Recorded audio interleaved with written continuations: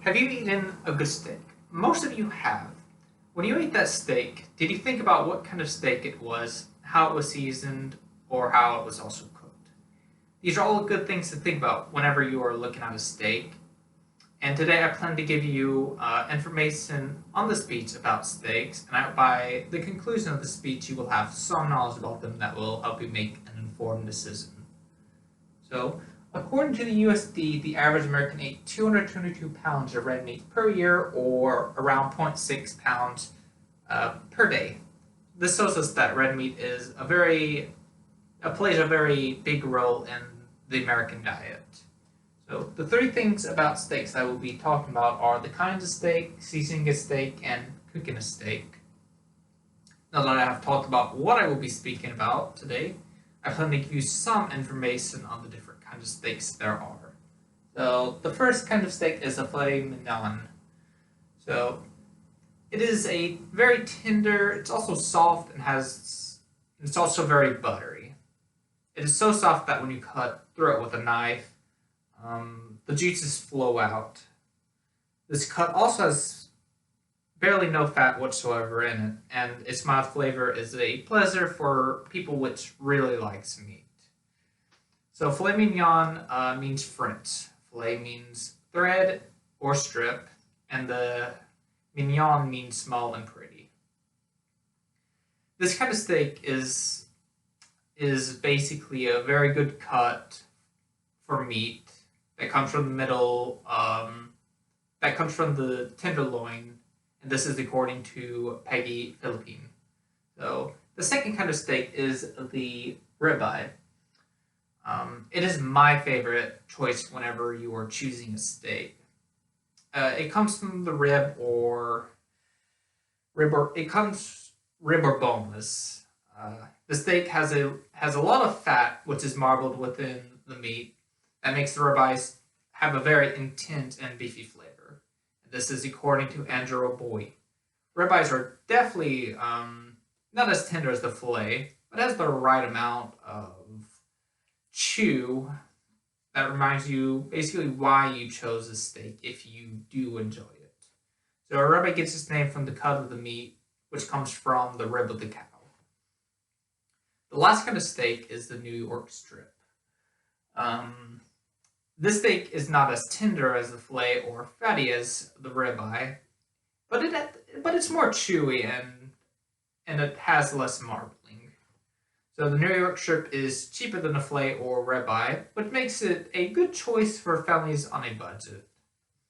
So the New York strip dates back to around 1837 in a restaurant in New York.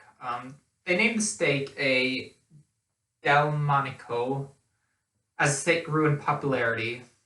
It was eventually renamed as the New York strip.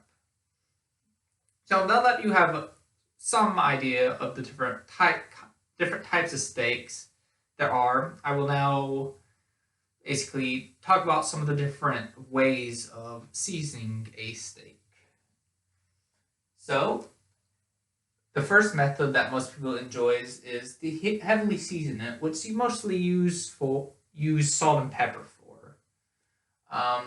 The rub seasoning is the second most used choice. So basically, you use spices. You could use salt and pepper in conjunction with the spices, and usually, whenever you make a rub for it, it usually sets out for a bit longer than what you would normally do whenever you're seasoning a steak. And the third method is using a marinade. So you basically cover it in spices and let it sit in a refrigerator overnight. So a lot of that flavor gets deeper into the steak itself. So now that you know some of the different ways to basically to season a steak, I'll talk about some of the different ways to cook a steak. So the first way to cook a steak is to look at basically how well the steak is cooked.